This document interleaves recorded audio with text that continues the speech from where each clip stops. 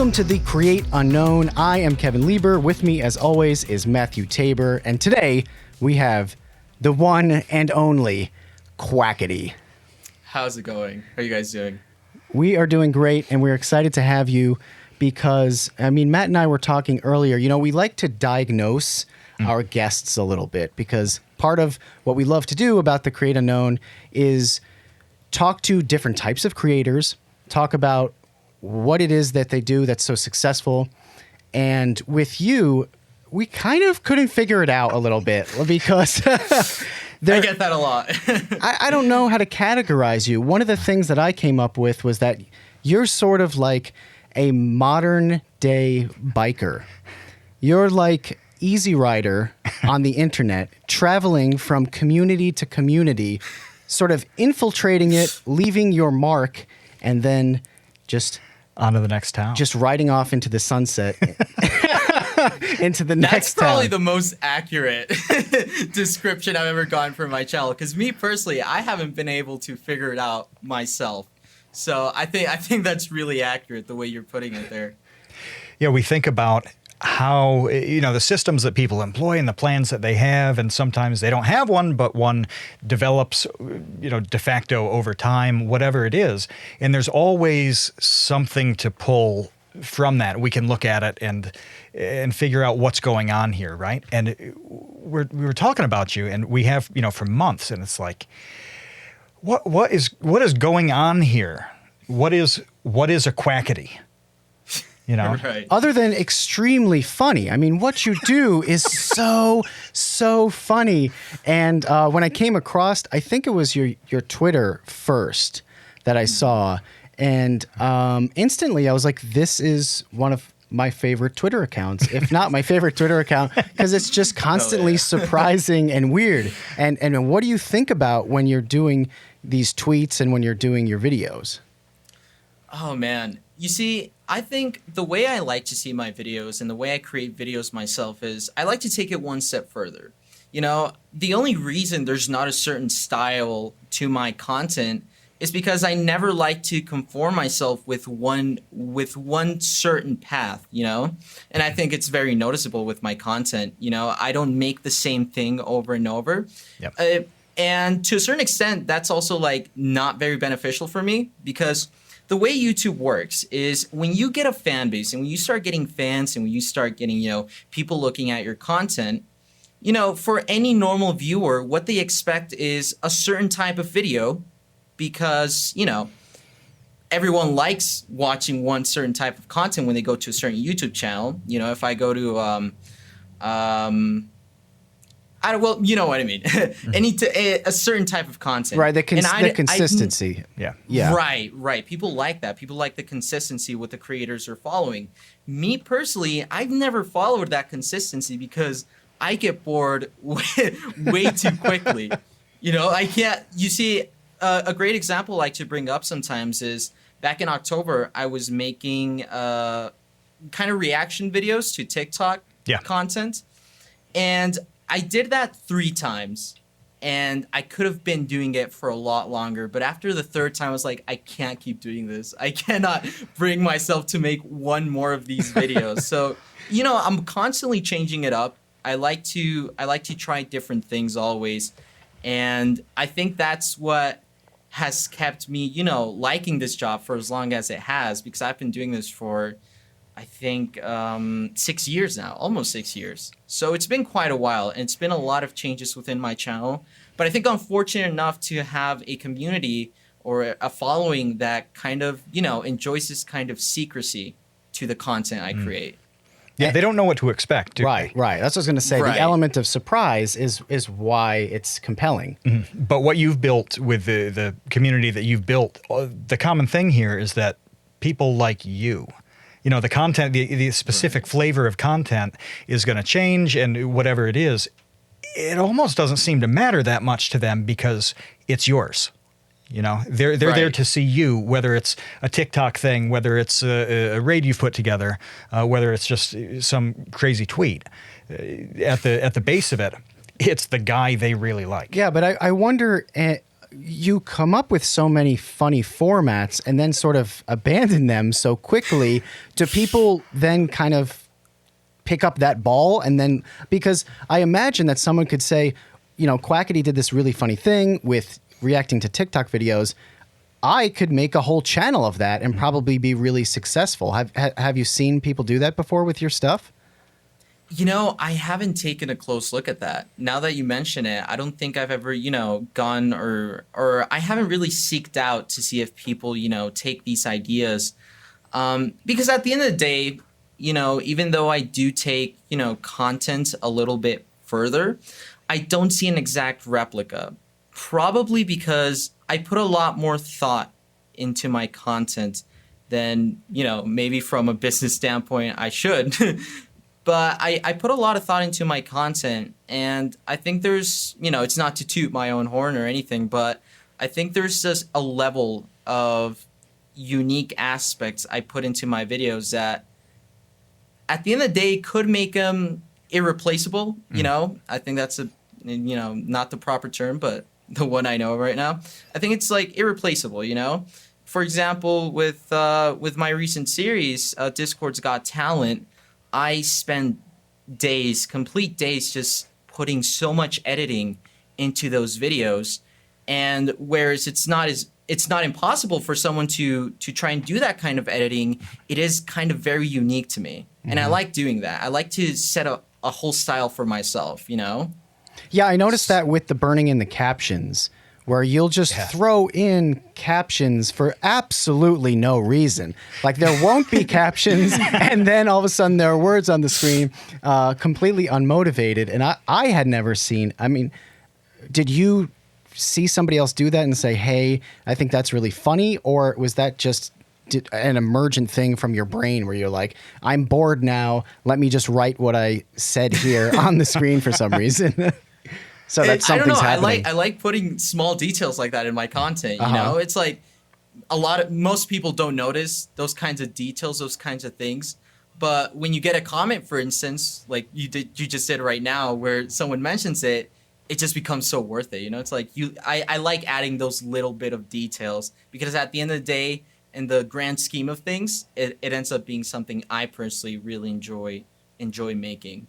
You know, and the way I see my content is I personally wouldn't be comfortable uploading a video if I wouldn't watch it myself. You know, and I think for me, a big part of my channel is the editing.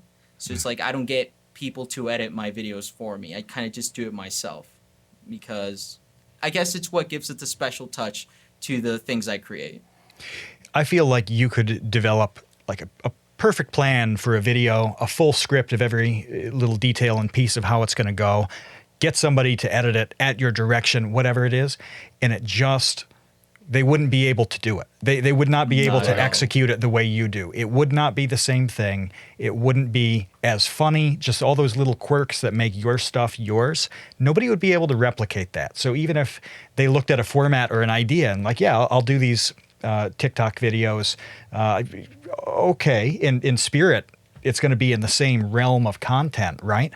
I don't think you could be copied, really. I mean, so immediately when you say that, I think of guitar players. So you can copy somebody else's guitar solo, right?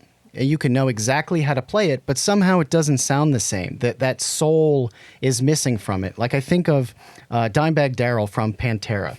Okay, so like years ago, I was playing guitar and I wanted to learn how to play the solo to Cemetery Gates. And I went through YouTube and I watched every single person who ever tried to play the solo to Cemetery Gates, and none of them sounded like he played it, even though it's the same notes. Yeah. For whatever reason, and it sounds weird to articulate and to say out loud, like it just didn't sound the same. It doesn't have that soul. There's just something missing there. And I think that's kind of what you're getting to with Quackity's editing, where it's just like, man, it's not his guitar solo unless he's playing it. Right. Yeah, you can add that same, explanation to food, for instance. Someone makes a hamburger, gives you the recipe, it's not going to taste the same. It varies from person to person. And I think that's a wonderful thing from YouTube, For example, a lot of people are doing the same kind of content, but at the end of the day, everyone has their own special touch to it. And I like that. I personally really enjoy that from other creators as well. Yeah, so who are some of the... Because you're of a younger generation. Matt and I were joking that, like, you know, if things in our lives had gone differently, you could be our son. Yeah. I mean, not our son, but like one of our sons. The biology wouldn't work out that way. But yeah, we legitimately could be your father. Right. Yeah. And like a Darth Vader, Luke Skywalker. Which is harrowing. way. You're talking Yeah. about it like, yeah, I've been, doing YouTube stuff for 6 years. And I'm like, oh, so half your life. You know? Instead of putting featuring QuackityHQ, just put featuring our son. Just put it that. That's the title of this podcast. Oh, God. We finally interview our estranged child. Quackity demands child support. But I want to know, you kind of growing up with YouTube, who were the YouTubers that you looked up to? Why did you get into doing this? You see, it's a combination of everything. Every time someone asks me, it's like, who'd you get your inspiration from? I don't have, I can't pinpoint an inspiration because it's just, it's just a rolling ball of different creators I watch, So it's like I get a little piece of everything from everyone, and it kind of just creates what I do, in a sense. So who are some of the creators that you really love today? Oh, today, I'm going to be honest with you. I don't watch YouTube that much. I think amongst the creators I enjoy the most are people like Nakey Jakey. I think his style is super unique to him. He just finds a way to make videos that is just so mesmerizing to me. Apart from Nakey Jakey, the only other YouTuber I watch frequently is Philip DeFranco, but that's just for being informed purposes. I don't really take inspiration from him, but those are probably the two creators I watch nowadays. Yeah, it's funny because I think of that the same way too in terms of like who do I watch and like in the EDU community specifically, trying to keep up with the other kind of like STEM creators or science creators, and it's difficult because I'm spending all my time making my own stuff. That it's hard to find the time to really kind of enjoy what other people are doing. Yeah, and it does take a lot of time. It takes a tremendous amount of time to not only be a fan of one channel that produces a lot of stuff, but to know what's going on like in some subgenre or some community. And with like the education stuff, it's huge. It's just so big that if you want to have a good sense of what everybody's been doing, okay, great, commit 2-3 hours a day. So watch this. It just is not possible to do it. Part-time job. Yeah. And when you're talking about content like you make, where it's all over the place, it's stuff that's funny as opposed to like just science, right? Right. I imagine that to really keep your fingers on the pulse of that would be a full-time job and then some. Yeah. And you can get a sense from social media, though. Like you can get a sense of what people are doing by following them on Twitter and stuff like that. But that's different than watching all the videos that somebody makes and being like, oh, okay, so their style has shifted visually here, or like this aesthetic is different, or like it's like being a roadie or something, like a virtual roadie following around Metallica, lugging their gear to find out what they're up to. Hello there. This episode is sponsored by Audible. Here's how Audible works. Audible members can choose 3 titles every month, 1 audiobook and 2 Audible originals that you can't hear anywhere else. They also get unlimited access to more than 100 audio-guided fitness and meditation programs, along with free access to top newspapers delivered daily to the Audible app. The whole thing is quite easy. Free exchanges, listen on any app, and keep your library forever, even if you cancel. So you might want to check out Audible. Thank you to them for sponsoring the Create Unknown. And how about I sponsor something for you to listen to on Audible? This Is Your Brain on Music is a good one. It's the science of how the brain processes sounds and all the amazing stuff that goes along with it. So if you're a fan of science or music or your own brain, you will definitely love it. So start listening with a 30-day Audible trial, and your first audiobook plus 2 Audible originals are free. Just visit audible.com/thecreateunknown or text the create unknown to 500-500. That's audible.com/thecreateunknown or text the create unknown to 500-500 to start listening today. What they're up to. I want to go back a little bit to something you said earlier about the way that you create content not being the smartest business move.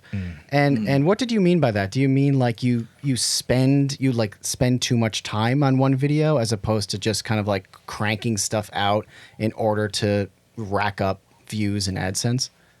Yeah, I mostly refer to that from two main things, primarily. The first one is the one you said. I'm not cranking out videos, releasing 2 times a week, 3 times a week, maybe even daily.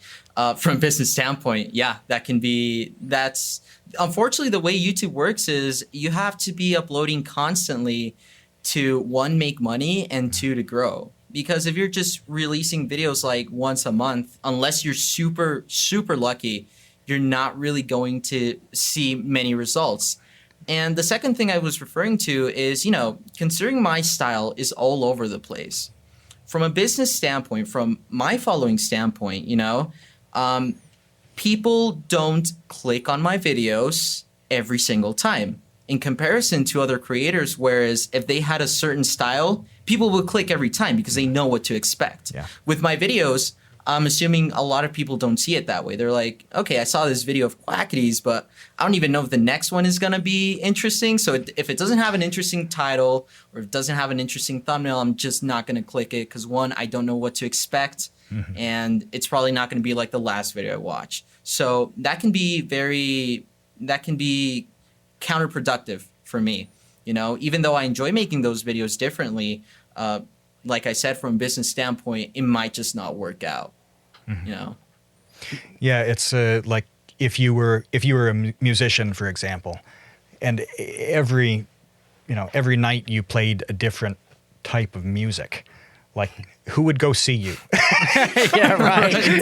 They don't know. That'd be so weird. They don't know if they're going to get like death metal or a country band. Right. Right. Some people would really love you either way and go do that, right? But it's not traditional at all. Where you're saying if you do this one thing, and we see this with Vsauce 2 videos. In the comments, people are like, I watch every one of these because I know exactly what I'm going to get. I know the style, whatever, and it doesn't matter almost what that topic is. They know they're going to have a good time doing it. If they didn't have that consistency, right, it would be really hit or miss. Yeah, but it also makes it hard to evolve, though. If you get locked into a format, it makes it really, really difficult to try something else and grow that audience instead of just churning out the same type of video. Because, I definitely experienced that on Vsauce 2, where it's, you create this content that people expect, like Mindblow, that people subscribe for, and then after a while, it's like, well, I would like to try something else. And even if that's successful, I still get lots of people, deservedly so, saying like, hey, when are you going to make another episode of the show that I subscribe to you for? Yeah. And it's kind of like, well, I don't know. And I'm genuinely sorry. Like I actually feel bad when I get those comments because I am disappointing people. Yeah. They've signed up for a certain thing. It's not crazy for them to expect that thing. Right. And it probably feels a little funny not to give them that thing. But what you described, though, this tremendous flexibility, for better or worse, you're not locked into anything. If you have an idea that you think is good, you can just do it.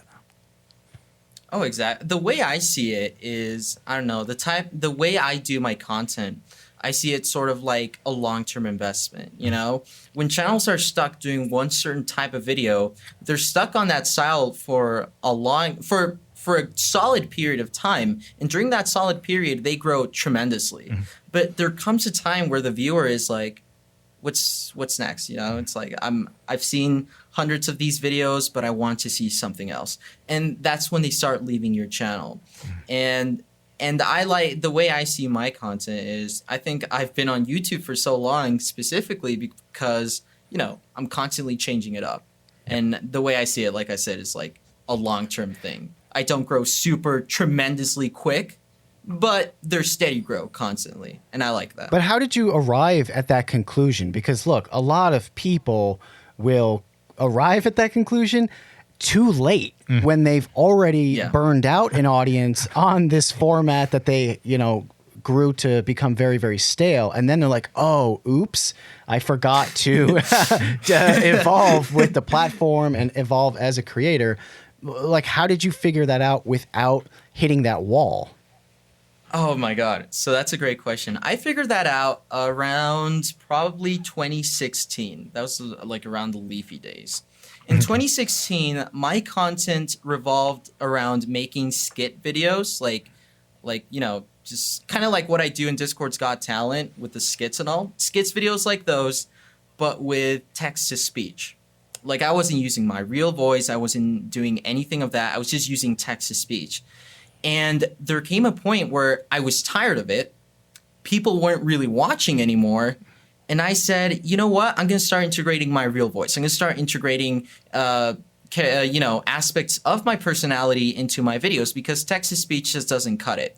Yep. And I think it was that moment where I realized I need to do what I like to do. Is it going to work for me from a business standpoint? Probably not. But if I keep doing what I'm doing right now, I'm just not going to do this for a long time, and I'm just not going to want to do it for a long time.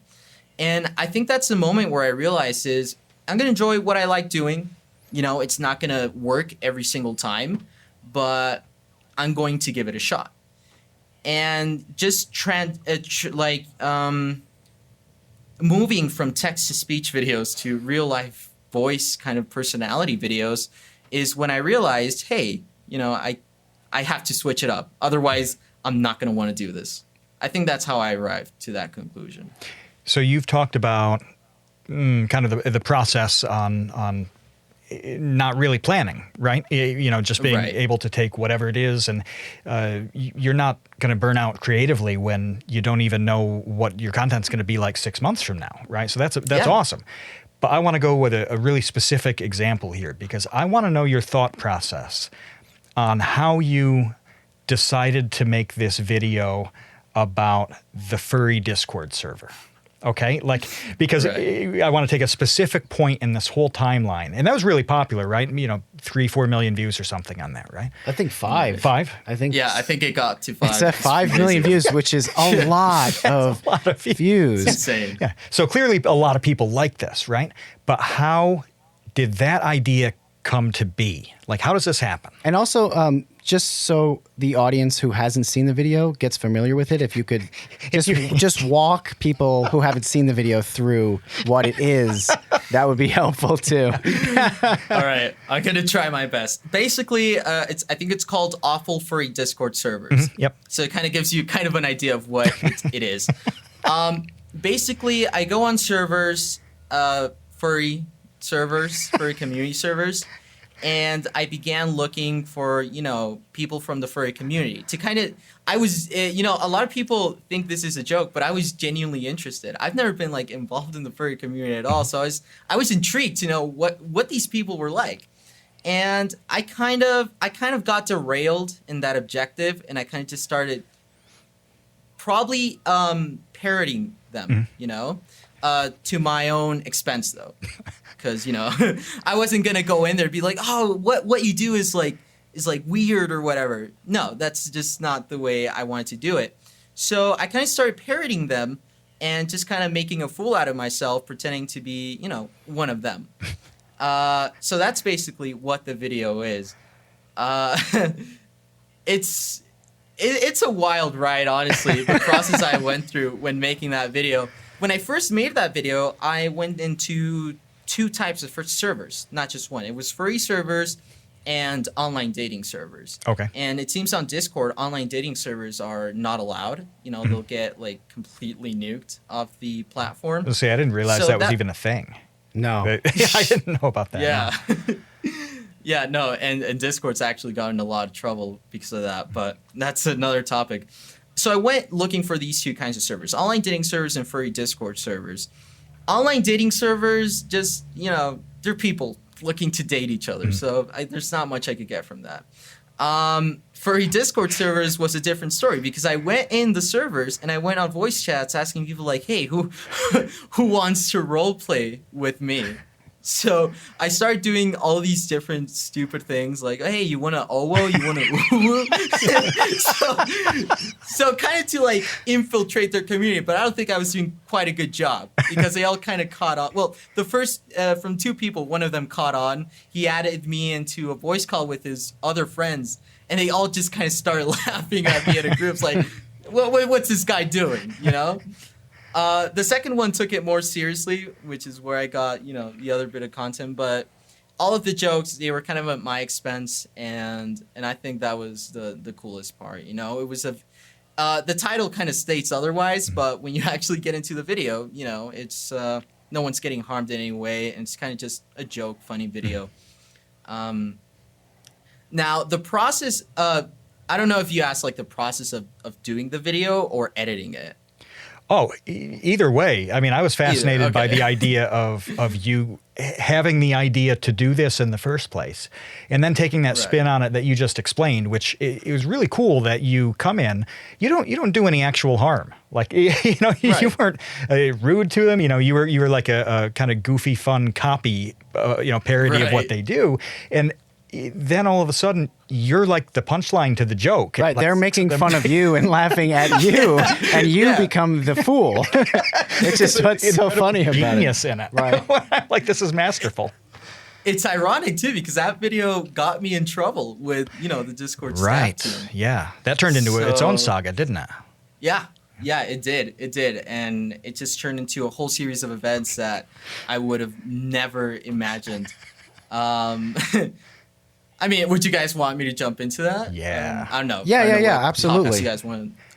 That video got me in trouble because one of the Discord, someone who worked at actual Discord, seemed to be part of this community, and they just didn't like the video, and they kind of send me an email. They're like, hey, we're terminating your account because of 1, you're raiding Discord servers, which is not true, and 2, you're posting images from Discord in ways you think is funny.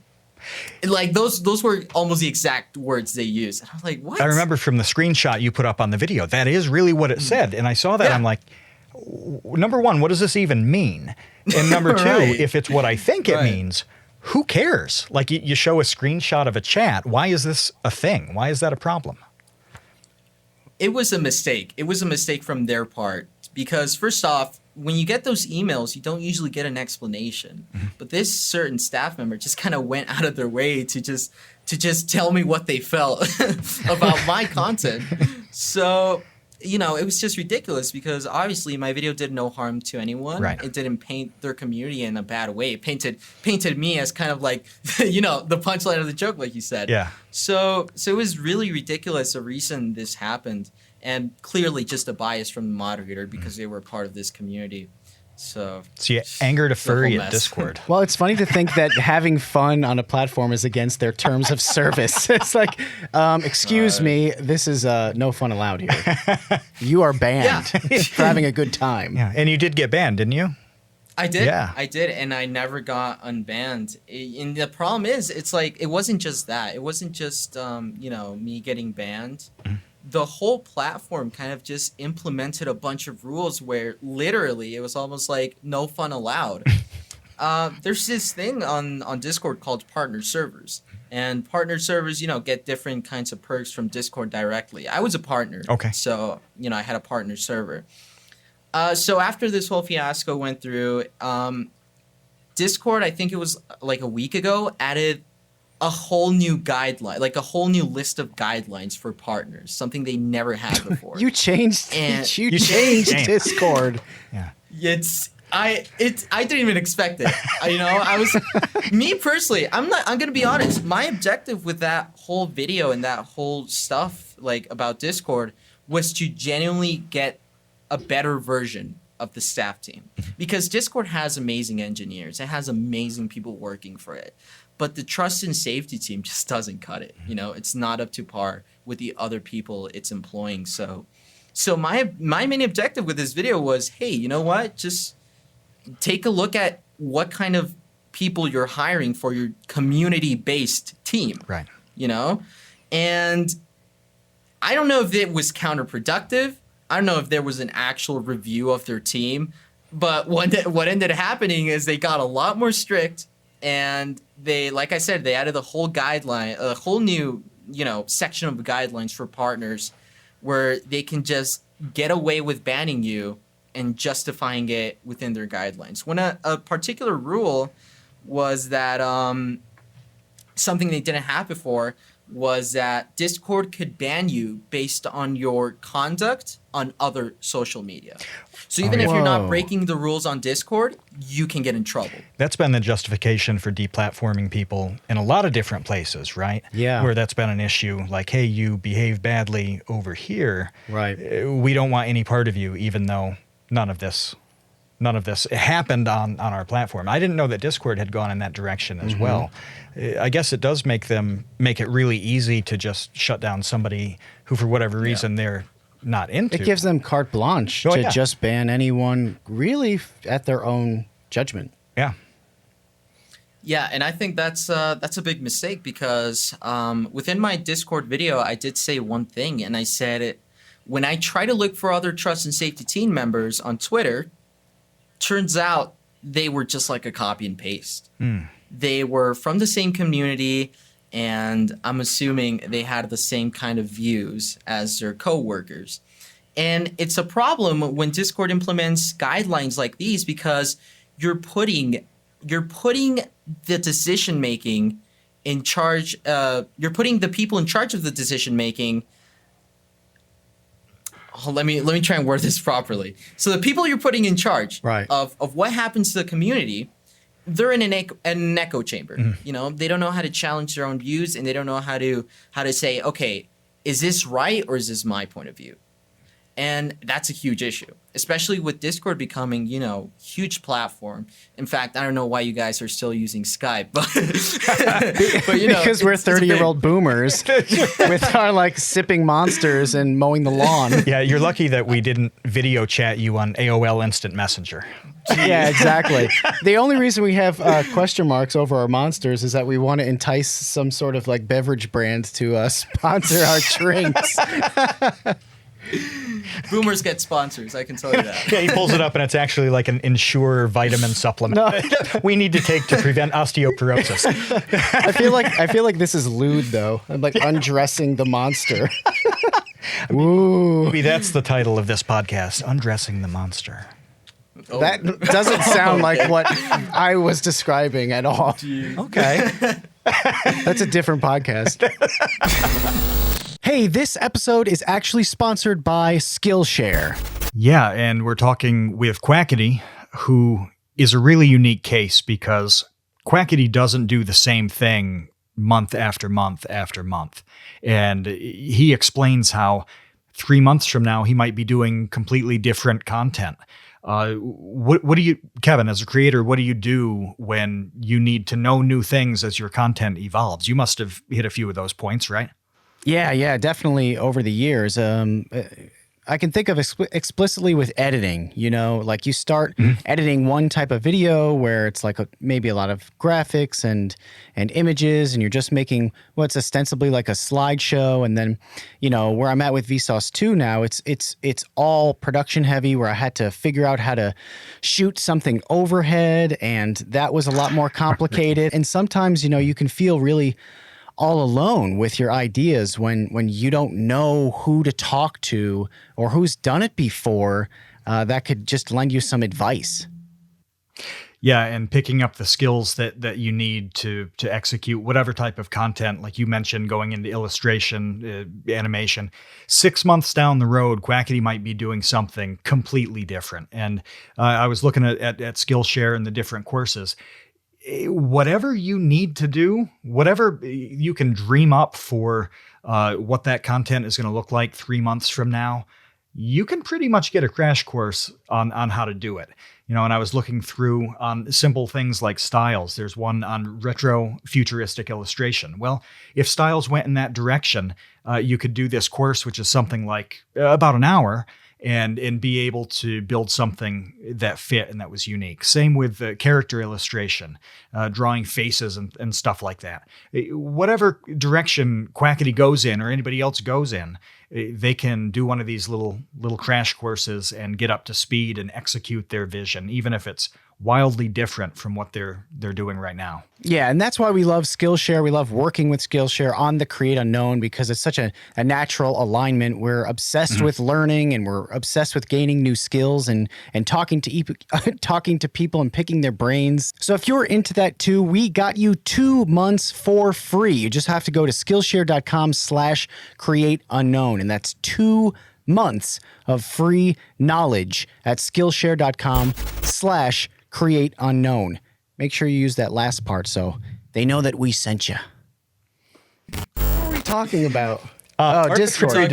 Arbitrary decision making and echo chambers banning people because they don't like what you say. Yeah, I don't know what repercussions what anybody can do about that. You've got to make good rules. And it's like this with any kind of regulations. It's like this with any kind of law. But what if they don't care? I mean, what if the people in charge don't care about the rules and they just want to be able to, throw down an authoritative banhammer at their own discretion because they know what's right. Right. Well, then the market sorts it out or it doesn't. Right. And I don't know. What do you think the pushback has been among people who use Discord? Do they really care about this, or is it just like an unfortunate thing when it happens to one person they like? See, the way I've seen it, and it's very interesting because ever since my video, a lot of people... See, before my video, Discord kind of had like a clean history. They had a clean slate. Yep. And no one really complained about Discord, and they were seen more as a user-friendly kind of platform. But ever since my video, a lot of people have came out and they're like, hey, you know what? I also have these problems with Discord. I also have these issues with the platform. And it's come to a point where even these guidelines are being protested heavily by the partners. People are just like, this is ridiculous. You're expecting something from us that is just unrealistic. So I'm not sure if that was the question you're asking, but in terms of people complaining about these rules and these things Discord does, it has increased in a way that I think is necessary for a company, especially that big, to grow in the sense that grow more user friendly. Yep. Unfortunately, they're going backwards, in my opinion. They're not really. They're making these counterproductive guidelines that further from getting closer to a user. They're just kind of like, fuck you guys. This is we're just gonna do whatever we want and what we think is right. So for the good of the community too. Yeah, for the good of humanity, we're gonna make this rule so that some furry behind a desk can see something that... And you don't mean that in a derogatory way. No. Like he just literally a little... Yes, that's just what he is. And that's a pretty small, tiny little community in the grand scheme of things, right? Yeah. So with places... Kind of. Yeah, I guess it's pretty big. But it could be any community is my point. That's why I say, like, a furry deal, okay, that's what it was in your situation. Who's going to see something tomorrow and be offended by it or just say, this shouldn't be part of it? When you have... like you said, carte blanche, when the rules are that vague and can be applied in so many different ways, anything can happen day by day. Well, and an employee can take something personally and then use their power to eliminate a user at their own discretion. That seems bad. It's not going to go well in the long term. That seems bad. It's not. Yeah, you have to hope that if you have a system like that, the best case scenario is that nobody abuses it. Well, we abuse these things. Like, we use bad judgment, and everybody is going to do it. It's going to happen. Right. So you have to not create a situation where those mistakes happen. I'm trying to think of an analogy like in a school where a student does something to upset a principal personally, and then they get to just expel them. Like, is that... that can't be a thing, right? It actually Is a thing. Yeah. So Well, that seems bad too. yeah. So like so my background before YouTube stuff was in education policy and news related to that, right? Every once in a while you'd hear about exactly the scenario you mentioned where off-campus conduct is dealt with by the school district. Okay, and in some ways that can be legal for a district to do it. In other ways, it's not. But there's always a question about, hey, even if you're permitted to do this, should you do this? Is it the right thing to do? And generally, people say no, right? But it's really a similar scenario. Can you imagine if some stupid thing you did when you were in high school that had nothing to do with school at all, you show up to school and like you're suspended because of it with no legitimate reason. And there have been cases in the social media era of, like kids kind of harassing principals and stuff like that. Oh, online? Yeah. And being dealt with by the school. And that's a really murky area because it's partially, it's happening because of what's in the school district, but actually it's not. It's a private outside issue, just like if I harassed you, it's the same problem, right? So it gets extremely murky, and in that case, laws are way out of date for this kind of situation. They don't take in the nuance that happens with those. Well, and that's the thing with all of this is it's all so new that we're just everyone is making this up as we go along. So I think that you bringing up problems with Discord. I mean, how old is Discord? Yeah, when did you start using it?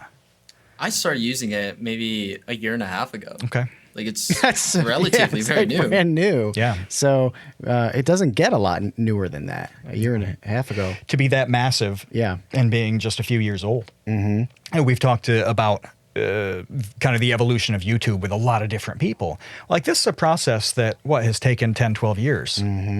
Where people look at video differently as the platforms have evolved, right?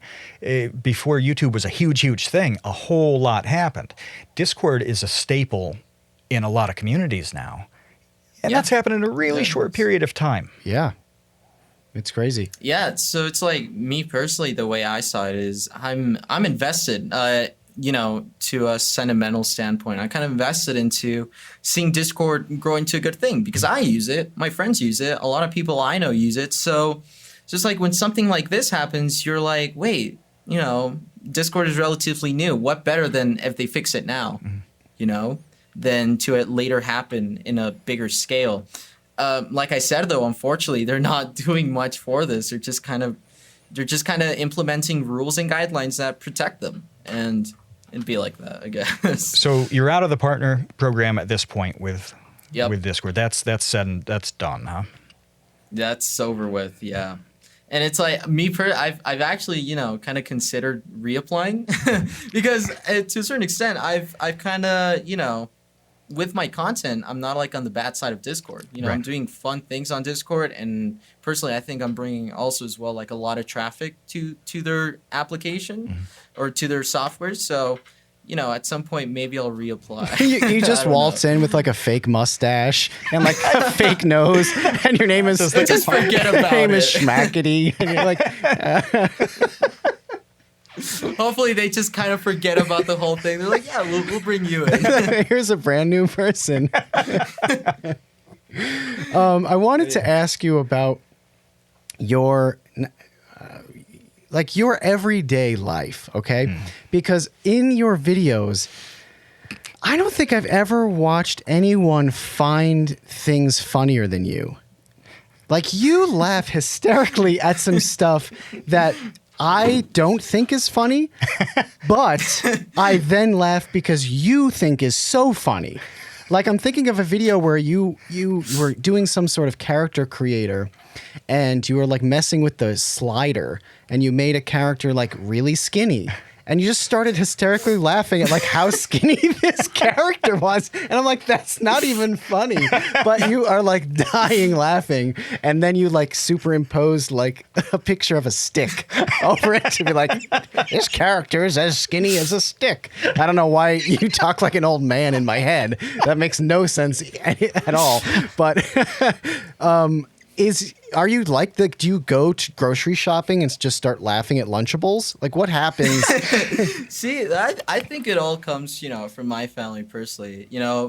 My brother kind of started making videos before me. He doesn't anymore. He kind of did it for fun for a while, but I think it involves how I was raised as well. The culture I was raised in, because I live in Mexico, and the culture I was raised in is more of a poking fun at everything kind of thing. Mm-hmm. There's no, until recently, of course, but the way I was raised is like there's no boundaries. There's not a lot of limits to what you can make fun of. If it's the Lunchables, if you can find a way to find that hysterical, just go ahead. And like I said, the culture I'm in is just poking fun at everything. And I think maybe that has a thing to do with me finding just about everything hysterical. Even when I'm editing videos, for example, like today I'm editing, another Discord's Got Talent. All these little edits I do, I just watch back over them and I'm like, wow, that is really fucking funny, but it doesn't make sense. But it's just funny. So it's like I just like poking fun at everything, making a funny situation out of maybe the most normal thing ever, So I guess that has something to do with the way I find things. Have you ever been in public by yourself and just started laughing at something? Because this has happened to me before. So I have, whatever disease that you also have, where I will just start thinking of things as being super, super funny in my own head. And like for example, the Lunchables tweet that you made me laugh so much because I had a memory of years ago. I was going food shopping. I was by myself, and Lunchables came out with this new branded version that was extreme. It was like extreme gamer Lunchables with lightning bolts and Xbox 360. You could win it if you only eat. But meanwhile, Lunchables is the most mundane, boring. Sorry, Lunchables, you're not going to be sponsoring the Create Unknown anytime soon. But it's tiny discs of bland crackers and weird meat. Processed food on a cracker. It's the least extreme thing. I can't think of anything less extreme than Lunchables. But maybe. Dude, eating cat food would be way more extreme than eating Lunchables. So no, you're wrong. Eating Lunchables is, if there was if someone was having trouble sleeping, okay, I think that you could go to their house and just eat some Lunchables and it would put them to sleep. That's how boring Lunchables are. But the packaging was trying to make it out to be this epic gamer journey. And I just started laughing out loud by myself in public, and I've never felt crazier. Because here I am hysterically laughing, holding up Lunchables at the supermarket alone. So when I started watching your stuff and I saw you laughing at, things in the same ballpark of laughing alone at Lunchables, I was like, maybe Quackity is my son. Oh, okay. There you go. We learn something new every day. See, in that tweet in particular, that tweet says, "Don't eat Lunchables; they give you diarrhea." I think that's how it goes. And I was thinking of that about 10, 12 minutes ago. You were explaining the Discord stuff, and I'm holding back laughter. You weren't saying something funny. You were talking about the nuts and bolts of Discord politics, right? And I'm thinking of this Lunchable tweet.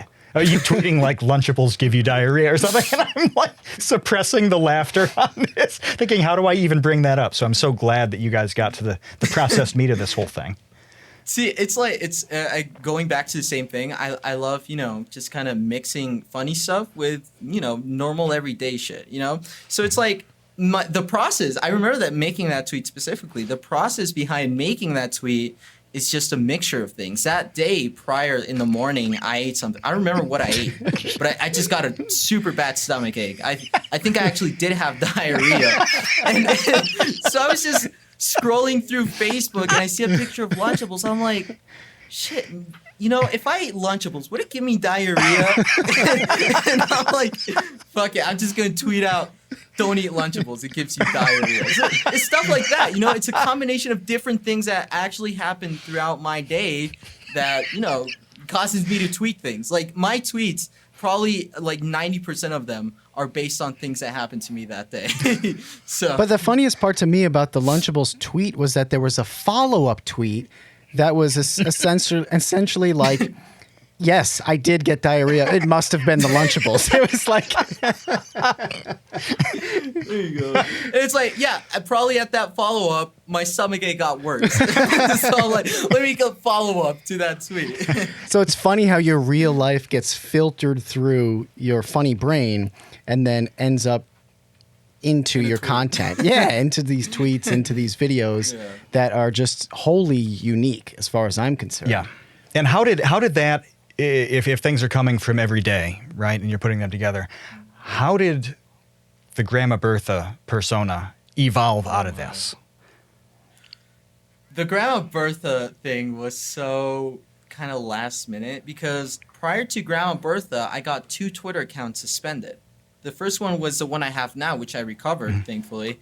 But the second one was an account called QuackityHQ. It was also based on me, though, obviously. And it got suspended. And I'm like, fuck, these guys are just going to suspend me every time they see something related to me, I suppose. So let me just work on getting my main account back. And meanwhile, I'll work on Grandma Bertha. And you know, the funny thing is, Grandma Bertha is an account I made in 2015. So before all of this, before you needed the account, before the Twitter thing happened, you already had the account. Yeah, okay. I did. Right. I did. I made a video called the Twitter tutorial. It was this text-to-speech thing, and it was basically giving you the ins and outs of Twitter. And one of the jokes I pulled there was that I was telling the viewers, it's like, you gotta start using Twitter because boomers already found Facebook and they've taken over. So I made this joke where I have this character that's using Twitter and he's like commenting on these hot girl pictures or like taking pictures with hot girls and whatever. And then you get Grandma Bertha, a boomer, infiltrating Twitter. He's like, oh, that's such a sweet picture, honey, XX, you know? So that's where it originated from. And just, you know, further down the line, I'm like, you know what? I'm just going to reuse that account. Yeah, and I mean, who doesn't have a backup old lady Twitter account? I mean, we all do. Sitting in the back pocket. It's very, very typical. Yeah, in case you need it. Because right. Someday you might. Yeah. Just might. If you get banned, then you go to backup Bertha. Your fake grandmother persona. Yeah. Exactly. I think I was really lucky to get that handle too. Grandma Bertha is just probably it's gold, man. Top notch. You could sell that for like tens of thousands of mothballs. Werther's Originals. So what's the you know, you're doing everything kind of day to day, but you are talking about this as a long-term thing. So what in your mind is that long-term? What does that look like for you? Honestly, I'm going to be super real with you. I underestimate, I'd say, my longevity on YouTube. Probably 3 years ago, I was like, man, I'm not going to last here one more year. Mm-hmm. Last year, I was probably like, man, I'm not going to last one more year. So you were saying that every year you figure that this is the last year that you'll be relevant, right. But that hasn't happened yet. So what does that mean? That I'm probably doing a good job. But you know what? I think whether I want to or not, I think a certain part of me is just still going to doubt myself. But, you know, it's been working out so far. So I'm thankful for that. You know, I don't know when my career is going to end. I don't know when like my relevancy is going to drop. But the way I see it is I'm going to enjoy it for now. You know, if it can actually end up being a long-term thing, then it'll be all good, you know? So that's why I'm constantly changing up, you know, because if I don't, I'm just going to be like, okay, my relevancy dropped and it's my fault. But it's never in a way that I didn't put enough work to it, so I lost my relevancy. I never want to find myself in that situation, which is why I'm always changing things up. Yeah, I think that's really, really smart. Yeah. And I think that's really the right attitude to have. I mean, we talk about that with other creators too, and maintaining that relevancy that you're afraid of, I think is largely contingent upon what it is that you're doing, which is always being concerned about that, first of all, because I think a lot of people just don't even think about that and genuinely believe like, well, this gravy train's gonna just ride on forever to the moon. And it's like... And they say it like that in their head, too. Every one of them says it just like that. And all gravy trains end at the moon. But I don't know. That made no sense. But it's awesome talking to you, and it's awesome to hear kind of like the thoughts behind tweets like Lunchables give me diarrhea. Yeah. Because quite honestly, like that's what I love about this podcast. And that's what I love about talking to people like you, where you get one kind of angle on a person, like a sliver of their personality or their ideas or their thoughts on social media, and you know, they get popular for it. But behind that, there's a whole like endlessly deep well of thought going into that. And you wouldn't, I don't think most people would guess that. No, you would see something that looks like a throwaway shitposty thing, which in a way it is. It's meant to be funny. Yeah. But when you start explaining it, we actually see this really complex creative process that's extremely unique from some data point that looks idiotic. Like, it looks completely stupid. There's no way this can be useful. But then you start to talk about it, and all of this really cool stuff comes out from you drawing from mundane things and finding this unique little twist on it, to going into explaining how you kind of don't have some long-term plan, which is probably why it's going really well. It seems like that is the plan. That is the long-term plan. That may be the most successful way to do it, which sounds kind of counterintuitive, but as you talk about it, from the specifics like a single tweet or the Discord videos to, you know, your general approach, you get to see how this is playing out to be a really sustainable form of chaos. Mm-hmm. You know, it's a weirdly awesome plan that is like a spontaneous order coming out of chaos. It's really cool. Yeah. So before we let you go, we love to honor creativity and the creativity of our guests by asking them a random question that has no answer, but that you have to just make up on the spot. Okay. So Gotcha. My question for you, Quackity, is who invented tendies? Tendies. Yeah. Like chicken Tendies. tendies. Correct. Yep. Correct. Tell us the story. The origin story. The origin story of tendies. So hold on, I live in a third world country. We don't eat that. We don't eat it all. So tendies. Can you kind of describe chicken tendies so I can just kind of get, you know, an idea? Okay, so these are make sure I'm talking about the right thing. it's like a strip of chicken, like a chicken strip that's breaded and deep fried, and then you dip it in any sauce of your choice: ketchup, honey mustard, dipping sauce, barbecue sauce. And this is the type of food item that you know, like a mom would make for a rambunctious group of middle school boys who are very, very hungry after a long day of getting banned from Discord. That's actually what happened. How did you know? So she will serve them a large platter of tendies, and nobody knows where they came from. Only you. The whole nine-year-old army eats these as a ration, an official ration, every day of their service. Correct. But nobody knows the origin story yet. Yeah. See, probably I'm thinking the person who made chicken tendies, someone who really fucking hated chicken nuggets. Because chicken tendies and chicken nuggets are the exact same thing. But this asshole is like, I don't want chicken nuggets, I want chicken tendies. So I'm thinking, someone who hated chicken nuggets made up chicken tendies. Someone who likes to overcomplicate things too, because the moment how do you do that with a chicken? How do you get in like the cylinder kind of form? You know? I don't know. So, and then you gotta bread it, and then you gotta fry it, and you gotta do that over. Well, I mean, you can do several at a time, but you know, why just go with chicken nuggets? You know, I'd say an American for sure. No one's going to overcomplicate themselves for food. Deep fried food, that is, more than in America.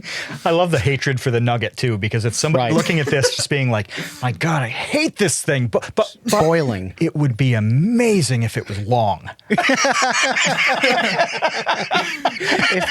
way I only see it, they this was probably wanted long. to eat for longer. You know, Right. longer food, longer times of eating. American, for Right. sure. I want to get at least 4 bites out of this chicken nugget.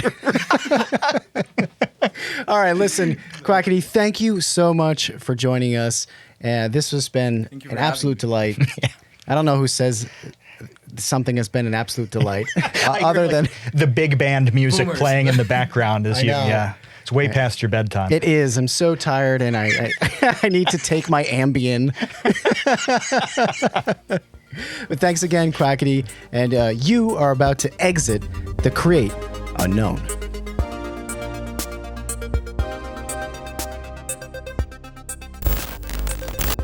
Oh, hello, you've made it to the credits. Thank you very much for watching all of the episode. And if you just scrubbed through the episode to watch the credits, that's pretty strange.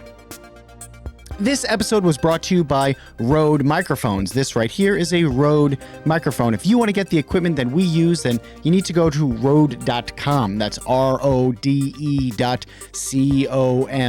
I probably over-explained that, but that's okay.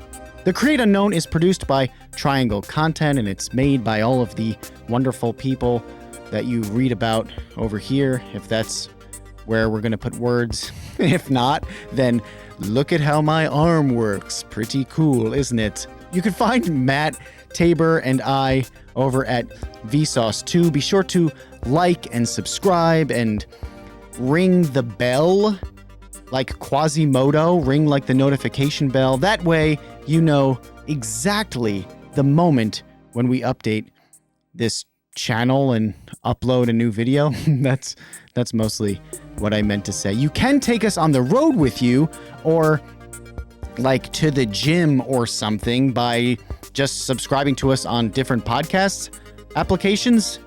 I don't think anybody says applications, apps. You can find us at Apple Podcasts, Google Podcasts, Spotify, really anywhere that podcasts are a thing, we will be there. So make sure you do that too. You can follow us on Instagram and Twitter, Facebook, if Facebook. I don't know. But until next time, see you, Space Cowboys. Oh, and thanks, Quackity. Yeah, thanks, Quackity. Okay, bye.